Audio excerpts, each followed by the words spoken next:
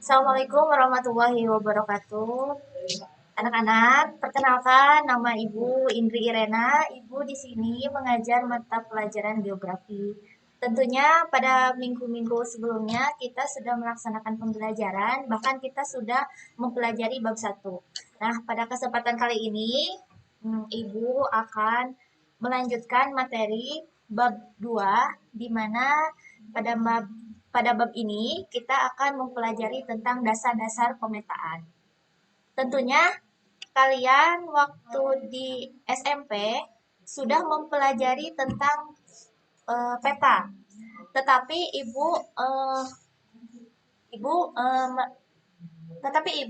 berpikir bahwa pelajaran di SMP itu mungkin hanya dasar-dasarnya saja. Nah, untuk lebih jelasnya, kali ini kita akan mempelajari peta mulai dari yang pertama itu mengenai definisi atau pengertian tentang peta. Yang kedua, kita juga akan mempelajari tentang jenis-jenis atau klasifikasi peta itu sendiri. Dan yang ketiga, kita akan mempelajari atau mengetahui komponen-komponen apa saja yang harus ada atau komponen apa saja yang harus dimiliki dalam pembuatan peta. Dan yang terakhir, kita akan mengetahui tentang fungsi peta serta proyeksi yang biasa digunakan untuk pembuatan peta.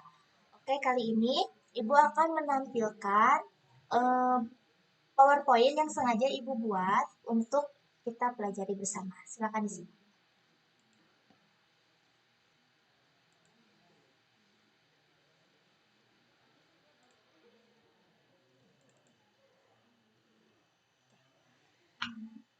Pertama, di sini ada bab 2 ya. Judulnya pengetahuan dasar pemetaan. Kita akan dimulai dari pengantar dulu. Pengantar. Kalian sudah tidak asing mendengar kata peta. Peta sejak zaman dahulu sebelum manusia mengenal tulisan atau bisa saja pada zaman prasejarah, manusia sudah menggunakan peta. Hanya saja mungkin peta yang digunakan itu adalah peta yang bentuknya sederhana.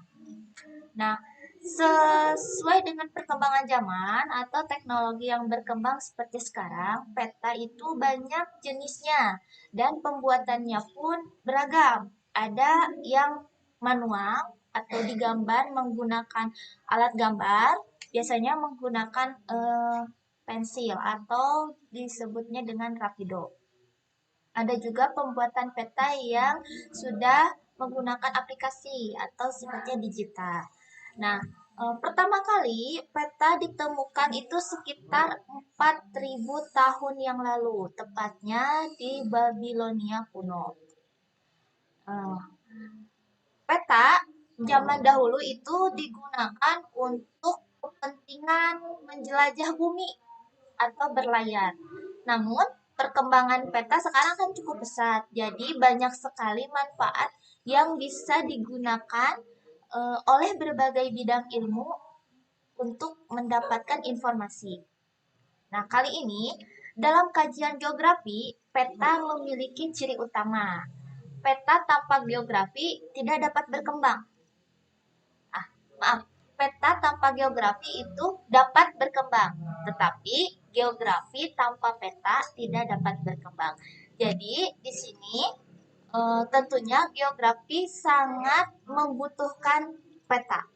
Artinya bahwa peta dapat digunakan oleh semua bidang ilmu pengetahuan. Tetapi Apabila geografi sendiri tidak disajikan dalam bentuk peta, maka tidak lengkap. Oleh karena itu, peta sangat penting. Menurut kalian, selain untuk menentukan peta digunakan selain untuk menentukan arah, kira-kira untuk apa lagi? Ada yang tahu? Oke. Sebelum itu kita bahas dulu tentang definisi peta. Di sini ilmu yang mempelajari peta namanya kartografi. Sedangkan orang yang mempelajarinya atau orang yang ahli dalam pemetaan disebut kartograf.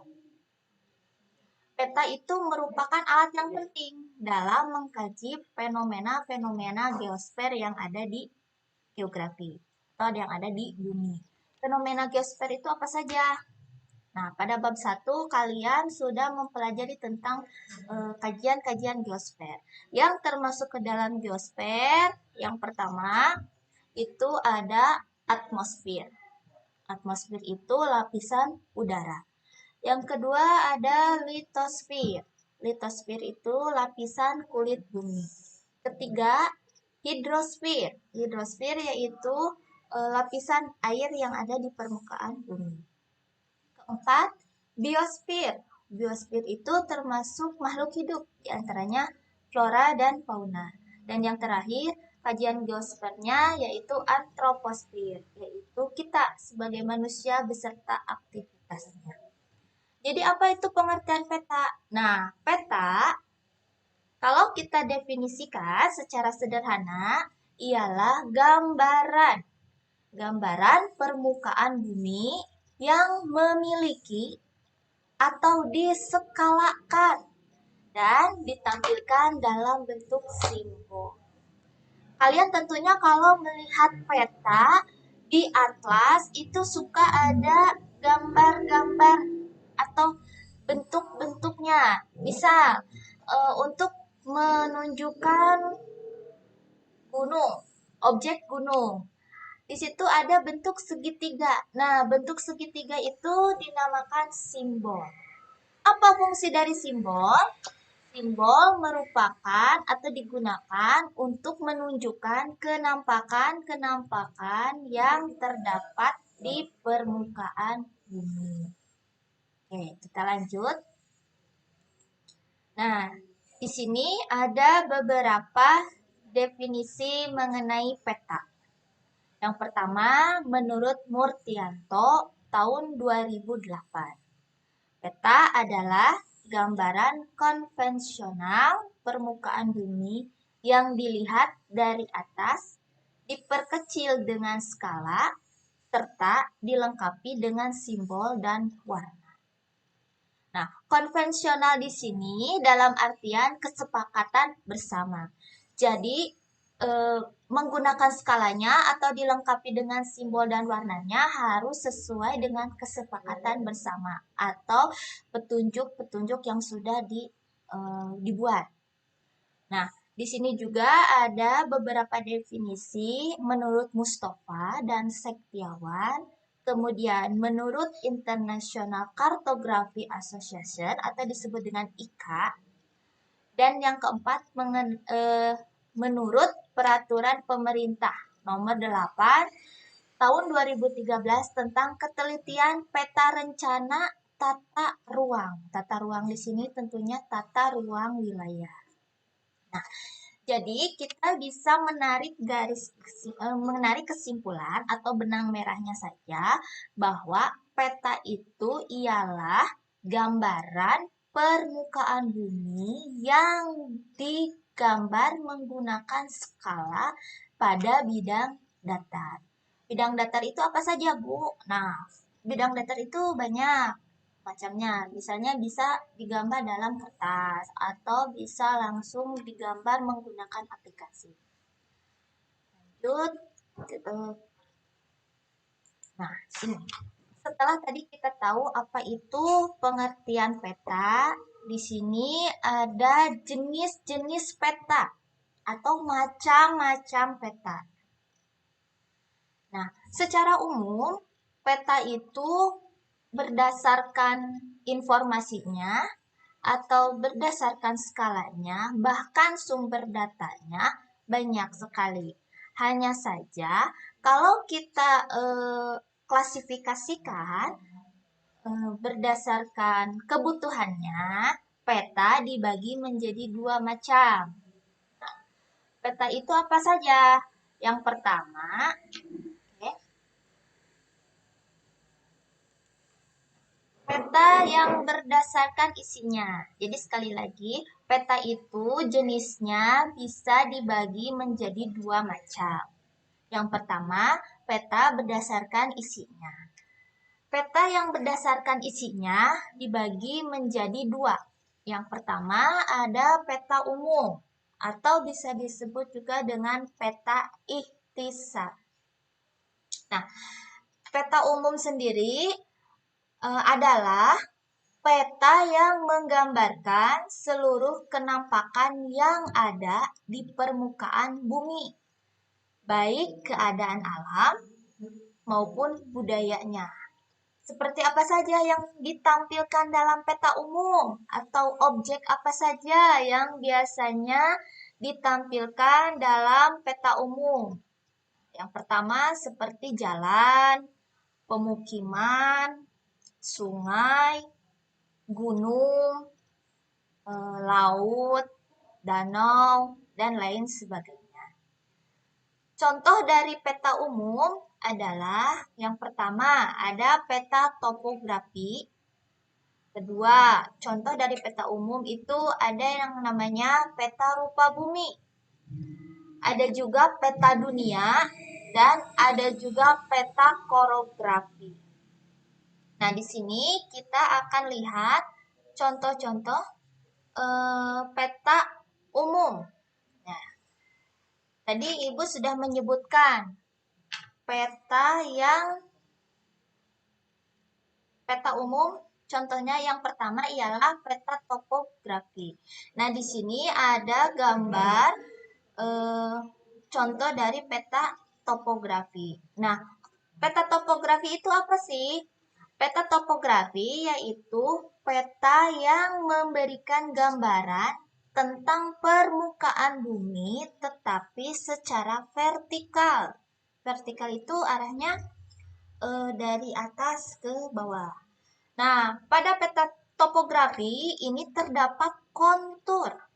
Nah, kalian bisa lihat di sini ada garis-garis halus. Nah, ini namanya garis kontur. Nah, pada peta topografi banyak sekali garis kontur. Apa itu garis kontur? Nah, di sini kalian bisa lihat garis kontur adalah garis yang menghubungkan tempat-tempat di permukaan bumi yang memiliki ketinggian yang sama. Jadi dalam ciri khas peta topografi itu memiliki garis kontur. Contoh yang kedua dari peta umum di sini ada peta rupa bumi. Nah, ini contoh peta rupa bumi. Kebetulan di sini Ibu memberikan contohnya rupa bumi lembar Jampang Tengah. Nah, di sini kita bisa lihat objek apa saja yang ada di peta rupa bumi lembar Jampang Tengah. Objek yang ditampilkan pada lembar rupa bumi ini banyak sekali. Nah, contohnya ini yang berkelok-kelok. Garis yang berkelok-kelok warnanya biru. Nah, ini kalau di permukaan bumi yang sebenarnya garis ini adalah sungai. Kemudian ini ada garis yang warnanya merah. Nah, ini objek sebenarnya di permukaan bumi yang warna merah garis ini adalah jalan. Peta rupa bumi biasanya dalam pembuatannya menggunakan penginderaan jauh, juga menggunakan alat yang namanya satelit untuk menghasilkan gambar seperti ini. Jadi dalam pembuatannya, kalau secara manual itu bisa dikatakan sangat sulit sekali. Jadi membuatnya menggunakan aplikasi ArcGIS. Kemudian contoh peta umum yang ketiga, peta dunia. Nah, peta dunia adalah peta yang memberikan informasi mengenai bentuk-bentuk wilayah yang ada di dunia. Seperti ini. Biasanya peta dunia itu adanya di atlas. Bisa di atlas atau misalnya lembar khusus mengenai peta dunia. Tentunya waktu kalian di sekolah SD ataupun SMP sudah dan bahkan pernah melihat lembar peta dunia seperti ini. Lanjut di sini. Nah, contoh peta umum yang terakhir yaitu peta korografi. Tadi ada, jangan sampai salah, tadi ada peta topografi, ada peta korografi. Nah, kalau pada peta korografi, di sini peta yang menggambarkan seluruh atau sebagian permukaan bumi yang memiliki objek-objek atau corak-corak tersendiri, tetapi memiliki skala yang kecil. Kita lanjut ya, anak-anak. Nah, kalau tadi kita sudah mengetahui tentang peta umum, yang berikutnya kita akan mengetahui tentang peta khusus. Peta khusus bisa disebut juga dengan peta tematik. Artinya, peta di sini ialah peta yang menggambarkan permukaan bumi tetapi berdasarkan tema-tema tertentu atau objek-objek tertentu. Pagi-pagi sudah ngantuk Alfial. Alfial, masih disimak, nak? Menggambarkan, oke, kita ulangi ya. Peta khusus atau tematik adalah peta yang menggambarkan permukaan bumi berdasarkan tema-tema tertentu, tetapi tergantung dengan tujuan pemetaannya. Contohnya apa saja peta tematik? Nah, kalau peta tematik misalnya peta geologi dan peta geomorfologi. Di sini Ibu sudah membuat slide mengenai contoh dari peta geologi. Nah, nih, ini contoh peta geologi. Nah, dalam peta geologi, di sini peta tersebut menggambarkan mengenai informasi atau sebaran jenis-jenis batuan, umurnya, struktur, serta tektonika yang ada pada objek tersebut. Biasanya peta geologi digunakan untuk berkaitan dengan sumber daya. Lanjut. Di sini peta khusus yang kedua contohnya adalah peta geomorfologi. Nah, ini contoh peta geomorfologi. Nah, peta geomorfologi adalah peta yang menggambarkan bentuk lahan. Nah, selain bentuk lahan, ditampilkan juga proses-proses tentang bagaimana terbentuknya. Kita lanjut ya. Kalau tadi peta itu berdasarkan isinya, nah kalau sekarang jenis peta berdasarkan skala. Peta berdasarkan skala ada 5 macam. Yang pertama, peta kadaster. Kedua, peta skala besar. Ketiga, peta skala sedang. Keempat, peta skala kecil. Dan yang terakhir, peta skala geografis. Oke, kita lihat ya satu-satu contohnya. Nah, ini contoh dari peta kadaster. Peta kadaster biasanya memiliki skala mulai dari 1:100 sampai 1:500. Contohnya peta apa, Bu? Nah, ini Ibu udah tampilkan gambar.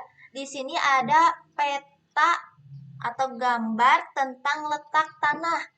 Biasanya peta-peta kadaster ada pada sertifikat tanah atau sertifikat rumah. Nah, biasanya seperti ini. Lanjut yang kedua, peta dengan skala besar. Peta dengan skala besar memiliki skala mulai dari 1 1/5.000 sampai 1/250.000. Contohnya peta apa saja kalau yang skalanya besar? Contoh, peta kecamatan, peta kelurahan, peta kabupaten. Nah, kebetulan di sini Ibu mengambil contoh gambar peta Kabupaten Sukabumi. Ini memiliki skala 1/250.000. Kemudian, yang ketiga, peta skala sedang. Peta skala sedang itu memiliki ukuran skala 1/250.000 sampai 1/500.000. Contohnya peta apa? Nah, di sini ada gambar atau peta Provinsi Jawa Barat. Jadi, peta Provinsi Jawa Barat ini termasuk ke dalam contoh peta skala sedang. Kita lanjut ya. Yang keempat, ada peta skala kecil. Nah, semakin kecil berarti skalanya semakin besar. Kenapa? Di sini peta yang skalanya kecil adalah skala Peta skala kecil adalah peta yang memiliki skala 1/500.000 sampai 1/1 juta. Contohnya, ini ada peta negara Indonesia atau peta wilayah kedaulatan Republik Indonesia. Nah, ini biasanya suka ada di atlas ya. Kemudian yang terakhir, yang kelima, yaitu peta skala geografis.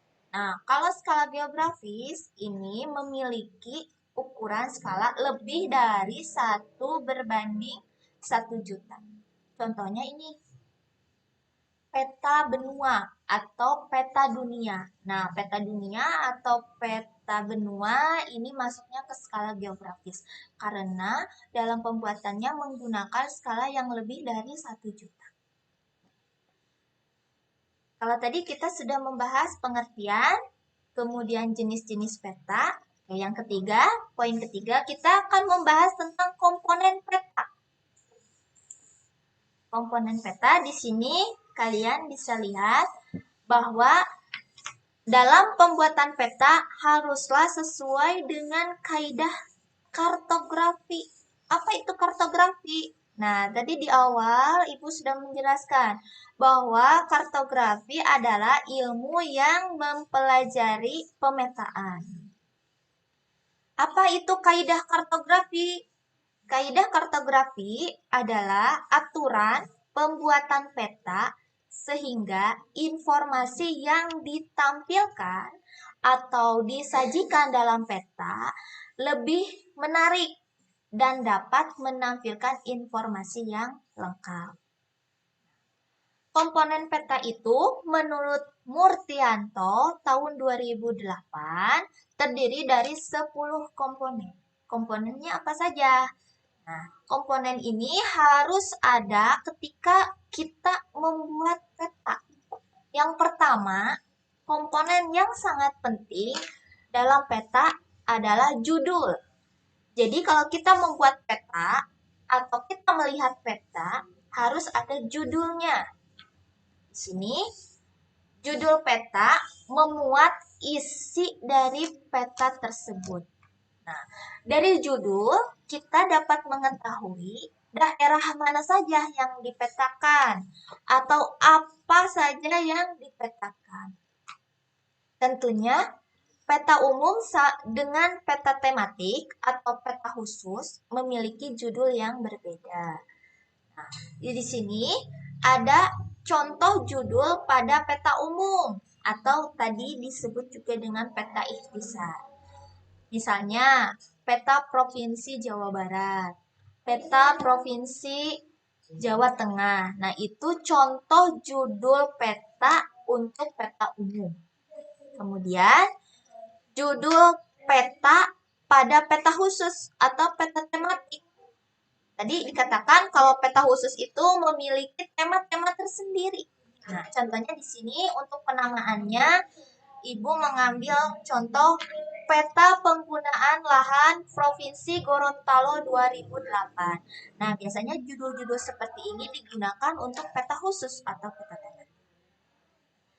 Di mana kita bisa meletakkan atau menulis judul pada peta.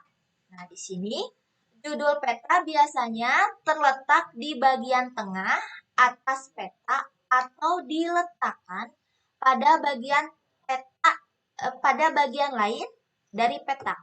Tetapi dalam menulis judul peta itu tidak boleh mengganggu kenampakan lain atau kenampakan objek yang ada pada peta. Yang kedua, komponen yang sangat penting dalam peta ada skala. Tadi dikatakan oleh Ibu, skala itu ada 5 macam ya dalam peta. Kadaster, skala besar, skala sedang, skala kecil, dan yang terakhir skala geografis. Apa itu skala?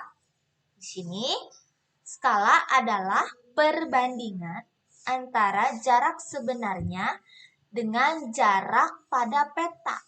Maksudnya, jarak sebenarnya itu jarak yang ada di permukaan bumi.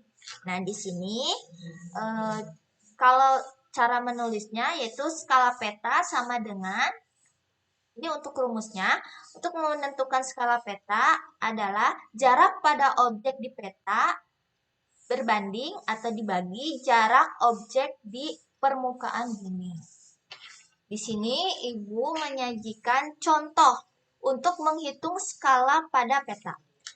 Ini diketahui jarak kota A ke kota B pada peta itu misalnya 4 cm. Sedangkan jarak sebenarnya itu 10 km. Nah, kira-kira berapa skalanya pada peta? Cara menentukannya, tadi kita menggunakan rumus. Skala peta sama dengan jarak objek di peta dibagi atau per jarak objek di permukaan. Tadi kalau misalnya jarak pada peta itu 4 cm, sedangkan jarak sebenarnya itu 10 km, berarti 4 cm per 10 km. Kita buat ke dalam cm dulu semuanya. Ini 4 cm-nya tetap 4 cm, kemudian yang 10 km-nya kita rubah ke cm, jadi 1 juta. Nah, kita uraikan lagi, 4 per 1 juta sama dengan 1 nah ini kemudian dibagi ya, disederhanakan. Jadi 1 berbanding 250.000.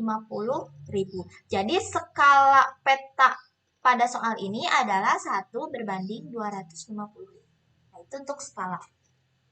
Kemudian, skala itu banyak jenisnya. Nah, dalam peta, skala itu ada 3 macam. Yang pertama di sini ada skala numerik atau disebut juga dengan skala angka. Jadi ditampilkannya dalam bentuk angka.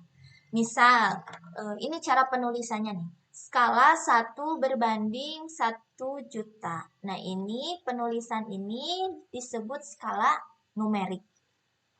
Lanjut, yang kedua ada skala verbal.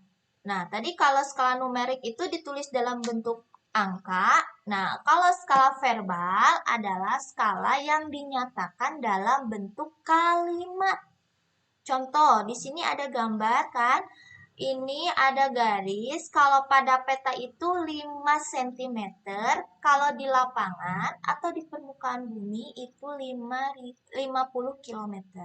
Nah, jadi kalau kita baca menggunakan skala verbal, di sini kalimatnya begini. 1 cm berbanding 50 km. Artinya, 1 cm pada peta sama dengan 50 km pada jarak sebenarnya di permukaan bumi. Lanjut yang ketiga, skala itu ada yang namanya skala garis.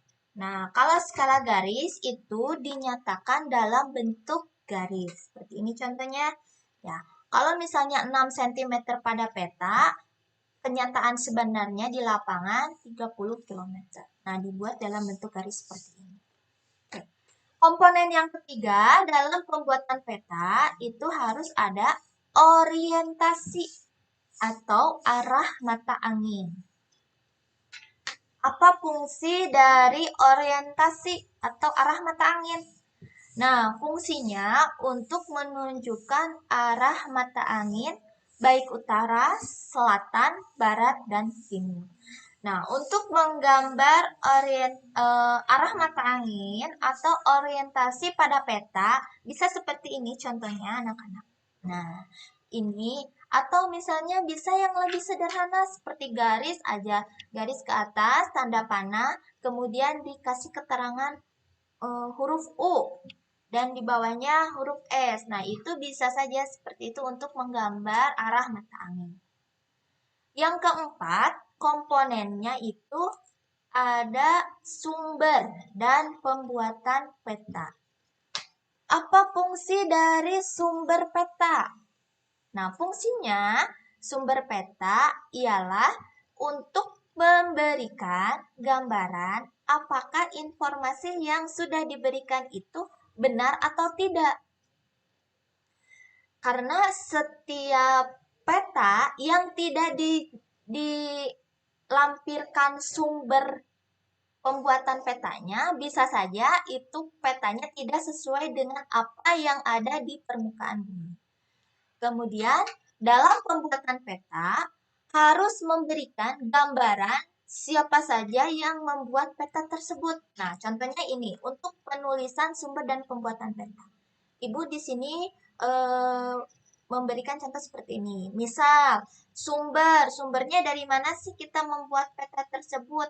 Oh, ternyata sumbernya dari peta RBI. RBI itu Rupa Bumi Indonesia, lembar 1408-442 untuk daerah Kejajar. Terus untuk pembuat petanya, misalnya di sini oleh Indri Irena. Nah, ini untuk penulisan sumber dan pembuatan peta.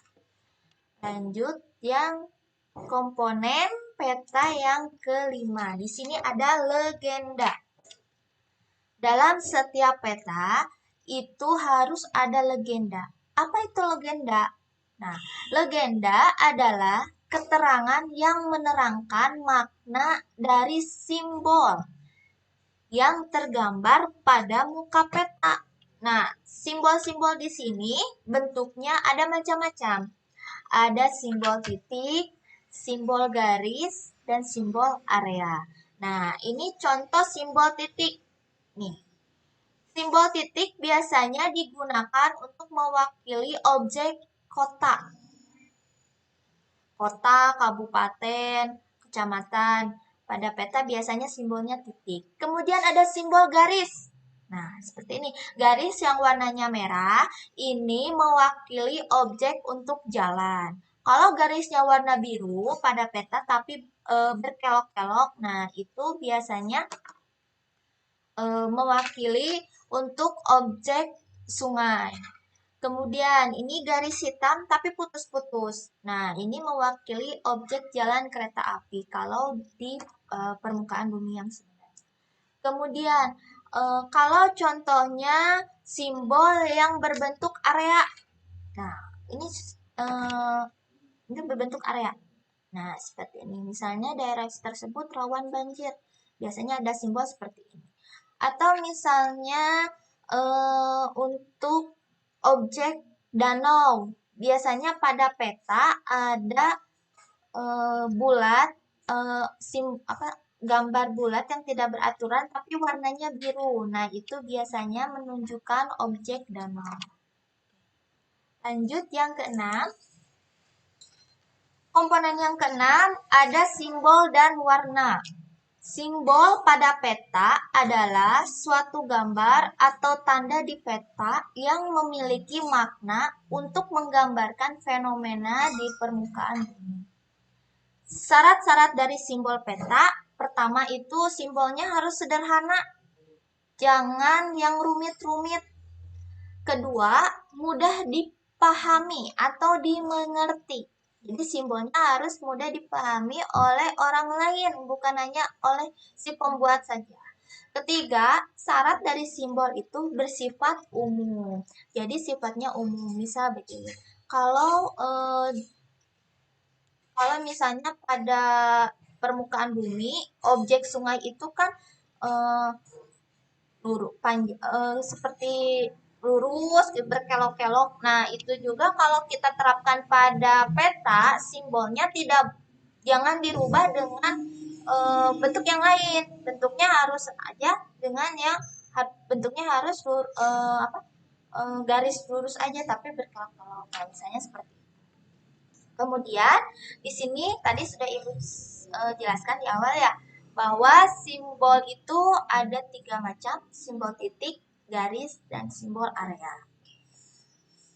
Selanjutnya, nah ini simbol berdasarkan sifatnya. Kalau tadi berdasarkan jenisnya ada 3, titik, garis, dan area. Nah, kalau berdasarkan sifatnya itu ada 2 macam. Ada kualitatif, ada simbol kuantitatif. Kemudian warna. Nah, pada pembuatan peta itu warna juga harus diutamakan. Tetapi dalam memberikan warna itu harus bersifat umum. Penggunaannya bebas tapi bersifat umum. Dalam artian begini. Kalau misalnya kalian menggambar objek sungai. Memberikan warnanya, jangan memberikan warna yang merah, tetapi harus lebih mendekati objek kenyataan yang ada di lapangan atau di permukaan bumi. Biasanya air itu identik dengan warna biru. Nah, untuk pewarnaan pada peta pun gunakan yang warnanya biru. Kemudian untuk jalan, jalan pada permukaan bumi warnanya bagaimana? Misal hitam. Nah, pada gambar peta pun pewarnaannya gunakanlah warna hitam. Komponen yang ketujuh, di sini ada gratikul atau kita kenal dengan koordinat. Nah, pada peta itu harus ada koordinatnya. Koordinat itu ialah garis astronomi yang menunjukkan garis bujur dan garis lintang. Kalian tentu sudah tahu ya, apa itu garis lintang. Nah, kalau garis lintang itu ialah garis yang paralel melintang. Melintang di atas permukaan bumi, biasanya dari arah barat ke timur, sejajar dengan garis khatulistiwa. Nah, kalau garis lintang ini garis yang melintang. Nah, kemudian apa itu garis bujur? Garis bujur ialah garis hayal. Hayal berarti tidak terlihat ya. Garis hayal secara vertikal. Kalau vertikal itu dari atas ke bawah. Dari belahan utara ke selatan. Membelah bola bumi menjadi 2 bagian, belahan barat dan belahan timur. Yang ke-8 setelah koordinat di sini ada peta insert. Jadi dalam pembuatan peta, komponen yang ke-8 biasanya ada peta insert. Apa itu peta insert? Peta insert yaitu peta yang disisipkan. Nah, disisipkan karena gambar yang kita gambar itu wilayahnya luas atau misalnya wilayah yang kita gambar itu bagian dari wilayah yang lain. Nah, ini di sini contohnya ada. Ini peta provinsi Papua Barat. Nah, Papua Barat ini bagian dari provinsi Papua yang lainnya atau dulu namanya itu Irian Jaya. Nah, ini peta insertnya. Jadi bagian yang kita gambar ini merupakan bagian dari wilayah yang lain. Nah, ini bentuk insertnya, ini peta utamanya. Yang ke-9, border atau garis tepi. Sebelum kita menggambar, baik itu peta utama atau ke legenda dan lain sebagainya, langkah pertama sebetulnya kita harus membuat dulu garis tepi atau border. Apa itu garis tepi? Nah, garis tepi itu garis yang terdapat di tepi yang letaknya terdapat di tepi peta. Fungsinya Fungsi dari border atau garis tepi adalah untuk membatasi komponen-komponen peta, komponen-komponen peta agar tidak rancu dengan komponen lainnya. Atau begini, fungsinya supaya membatasi komponen peta dengan yang lainnya biar tidak bercampur dan terlihat rapi. Nah, itu fungsi dari garis tepi atau border. Lanjut, yang terakhir ya, dari komponen peta itu ada tahun pembuatan peta. Nah, mengapa tahun pembuatan peta harus ditulis atau menjadi bagian dari 10 komponen? Karena dalam pembuatan peta itu biasanya data yang disajikan dari tahun ke tahun itu mudah berubah atau cepat berubah seiring dengan perkembangan, baik itu dalam jumlah atau persebarannya.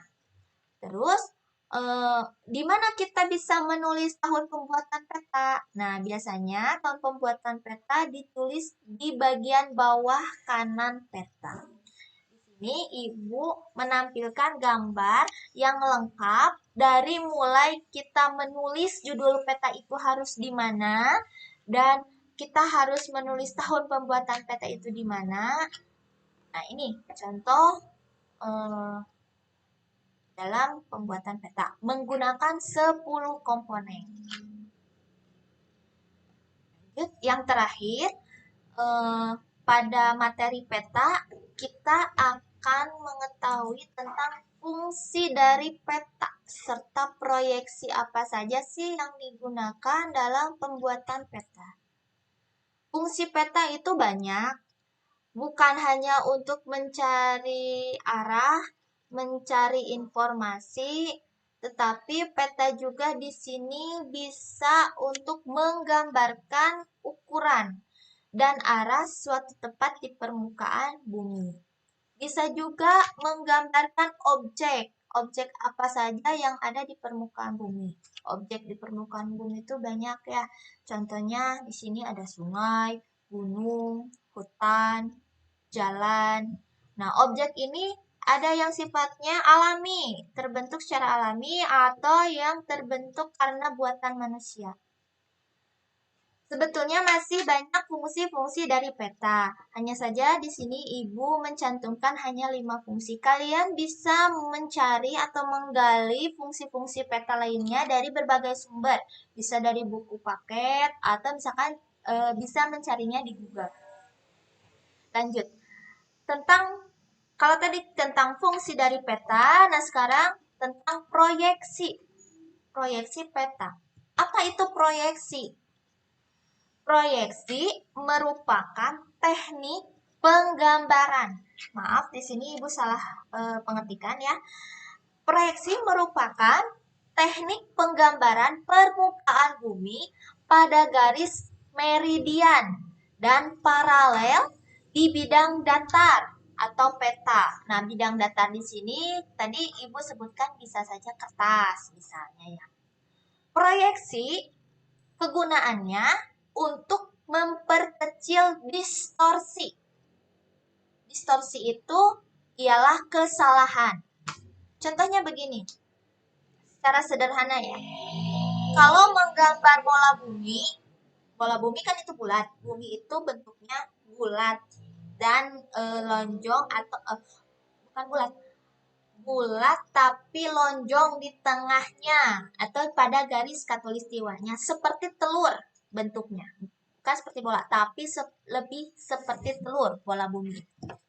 Nah, kalau kita mau gambar bola bumi atau bumi itu kita gambar pada bidang datar, kita menggunakan proyeksi.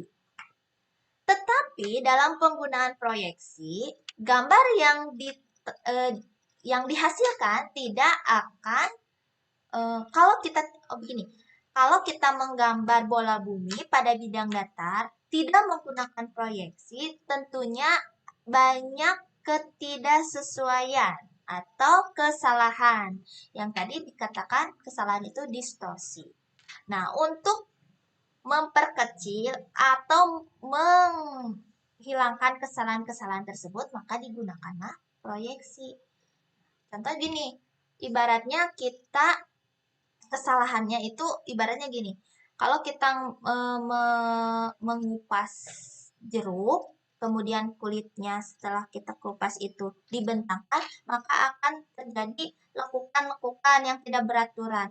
Nah, sama halnya dengan bola bumi, kalau kita kupas, terus kita bentangkan di bidang datar, akan ada lekukan-lekukan. Nah, lekukan-lekukan ini kalau digambarkan tanpa proyeksi, maka banyak kesalahannya. Tetapi kalau menggunakan proyeksi, kesalahan tersebut dapat diperkecil. Itu inti dari proyeksi. Proyeksi diklasifikasikan atau bisa dibagi ke dalam 4. Yang pertama, berdasarkan bidang proyeksinya. Kedua, berdasarkan sumbu simetri pada bidang proyeksi. Yang ketiga, berdasarkan kedudukan bidang proyeksi terhadap bumi. Dan yang keempat, berdasarkan ketentuan geometri. Oke, sedikit lagi ya. Nah, di sini proyeksi berdasarkan bidang proyeksinya. Ada 3 macam. Yang pertama, proyeksi azimutal. Kedua, proyeksi kerucut atau disebut juga dengan konik. Dan yang ketiga, proyeksi silinder. Nah, oke. Nah, ini proyeksi berdasarkan sumbu simetrinya. Ada 3 juga. Yang pertama, proyeksi normal atau polar, proyeksi miring, dan yang terakhir proyeksi transversal. Nah, biar kalian lebih paham, di sini Ibu menyajikan gambarnya. Nah, ini proyeksi azimutal. Nah, azimutal seperti ini bentuknya. Kertas ya. Terus ada proyeksi yang bentuknya kerucut. Seperti ini, kerucut. Dan yang terakhir bentuknya silinder, seperti tabung. Nah, ini seperti tabung. Kemudian kalau berdasarkan sumbunya, kalau normal itu biasanya ada di atas, di samping, atau di bawah penempatannya.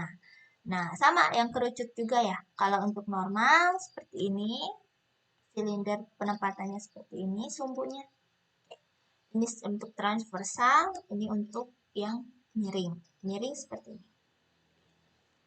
Lanjut yang ketiga, proyeksi berdasarkan kedudukan bidang proyeksi terhadap bumi. Dibagi menjadi 2 macam. Ada yang proyeksi tangen atau menyinggung. Nah, di sini menyinggung apabila bidang proyeksinya bersinggungan dengan permukaan bumi. Kemudian yang kedua ada proyeksi sekan atau memotong. Kalau tadi menyinggung hanya bersinggungan atau inilah bahasa sederhananya menempel ya, menempel. Kalau proyeksi sekan itu memotong apabila bidang proyeksinya berpotongan dengan permukaan bumi. Ini contoh gambarnya ya. Nah, ini misalnya bumi.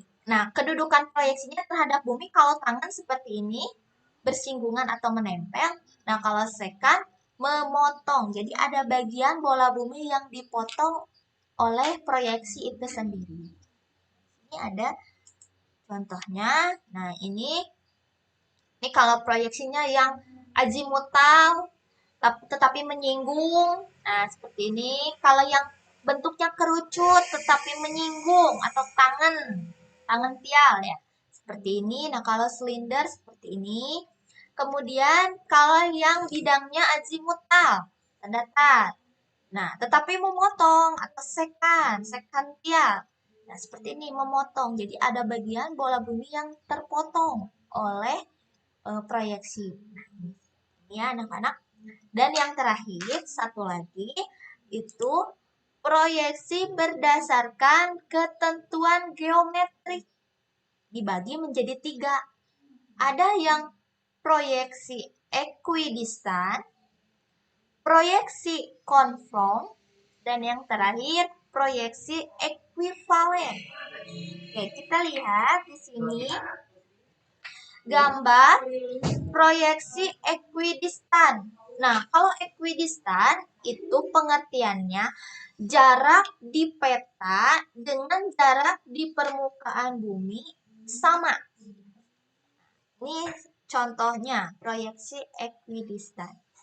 Jadi pengertiannya kalau ekuidistan itu antara jarak pada peta dan jarak di permukaan bumi sama. Terakhir, proyeksi konform. Nah, pengertiannya bentuknya di lapangan, di permukaan bumi dan di peta sama dengan sudut. Jadi sudut dan bentuknya itu pada peta dan pada permukaan bumi sama. Ini contohnya. Kemudian yang ketiga, proyeksi ekuivalen. Kalau ekuivalen ini antara peta dan permukaan bumi luasnya sama. Kalau konform itu bentuk sama sudutnya yang sama. Kalau ekuivalen hanya luasnya saja yang sama. Nah, sini sebelum mengakhiri, Ibu harap nanti apa yang Ibu simak, apa yang Ibu sampaikan, kalian simak dan dibuat resumenya. Dan untuk tugasnya nanti kalian boleh menggambar sebuah peta, boleh dilihat di atlas, kemudian gunakan 10 komponen tadi yang sudah Ibu jelaskan. Boleh menggambarnya di buku gambar atau di kertas HP.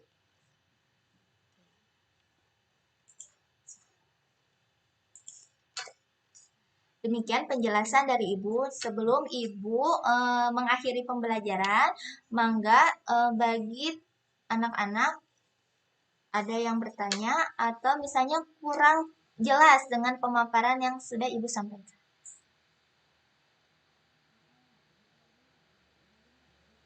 Ada yang mau bertanya? Silakan.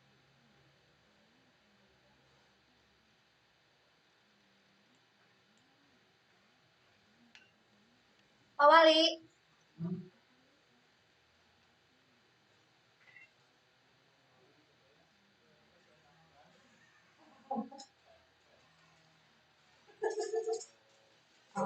Ibu materinya dirangkum bukan? Boleh dirangkum. Nanti kalau misalnya kalian tertinggal materi barusan yang Ibu sampaikan, Ibu akan kirim PowerPoint-nya lewat grup. Nanti untuk absensi, Ibu akan tampilkan di akhir pembelajaran. Ya, ada lagi yang mau bertanya, mangga?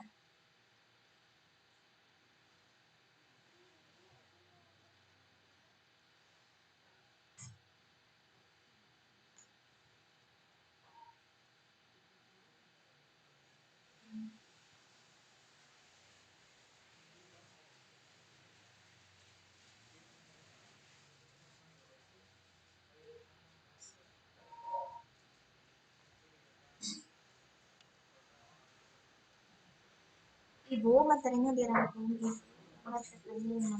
Oh, untuk menggambar peta, silakan kalian pilih gambar yang kalian suka aja. Misalnya, sini Ani Cahya. Ani Cahya mau menggambar peta Provinsi Jawa Barat. Boleh, mangga. Bisa lihat di atlas, ya. Gambarnya boleh di buku gambar atau di kertas HPS. Nanti hasilnya kalian foto. Nah, kemudian fotonya setor atau dikumpulkan dulu ke koordinator di kelasnya masing-masing. Nanti sama koordinatornya akan disetorkan ke Ibu untuk Ibu nilai. Rezal Maulana. Kalau misalnya Rezal dan yang lainnya tertinggal materi, tadi yang Ibu sampaikan, tidak usah khawatir, nanti Ibu akan berikan materinya lewat PowerPoint di grup geografi yang ada di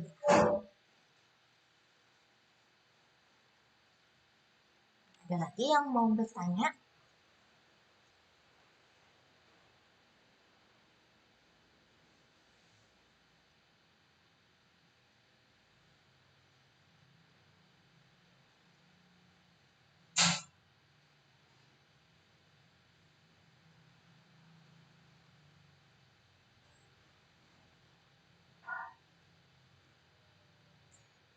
Ya, Rismawati barusan nanya tugasnya bikin peta. Iya, tugasnya membuat peta atau menggambar peta.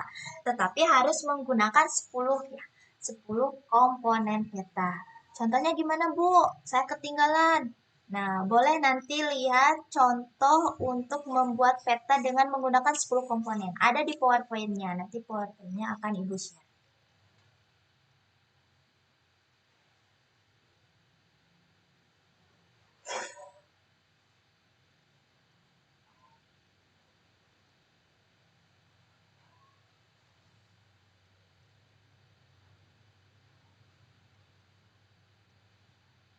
Ada yang mau bertanya tentang materi?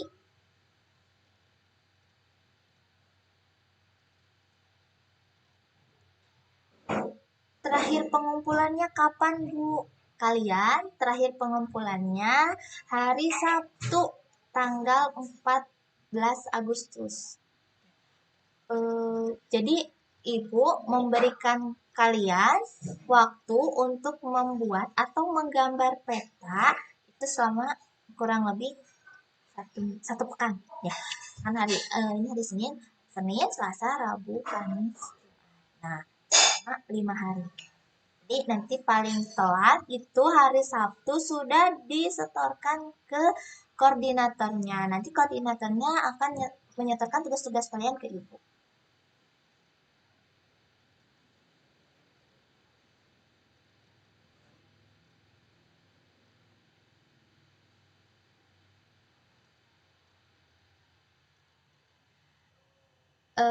Untuk gambar yang ada di materi digambar enggak, kata Ani.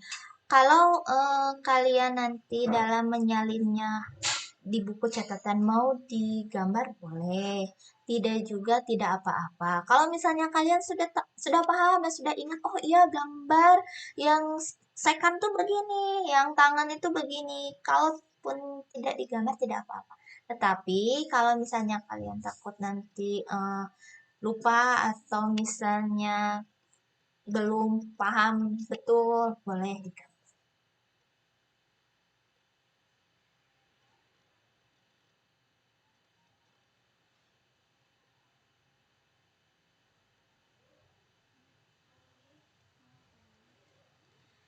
Iya, sama-sama.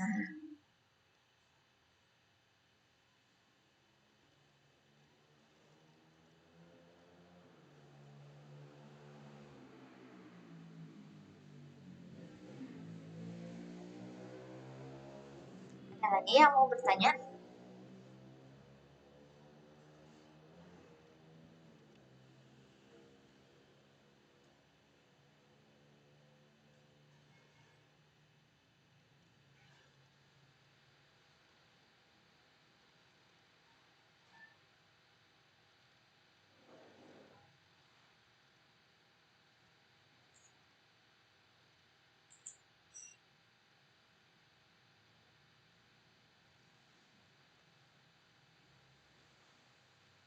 Kalau misalnya tidak ada yang bertanya, maka Ibu cukupkan sekian pertemuan kita. Ya, gimana Pak Wali? Oh ya, untuk absensinya ya Pak ini ya.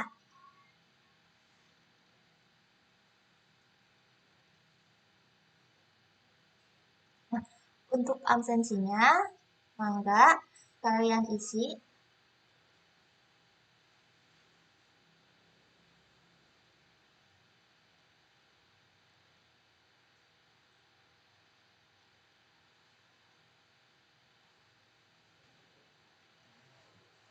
Jika tidak ada yang bertanya lagi, maka Ibu cukupkan pembelajaran kita kali ini. Insya Allah minggu selanjutnya kita akan bertemu kembali dan akan mempelajari tentang dasar-dasar penginderaan jauh. Dasar-dasar penginderaan jauh ini masih dalam bab 2. Oke anak-anak, terima kasih atas perhatiannya. Assalamualaikum warahmatullahi wabarakatuh. Terima kasih.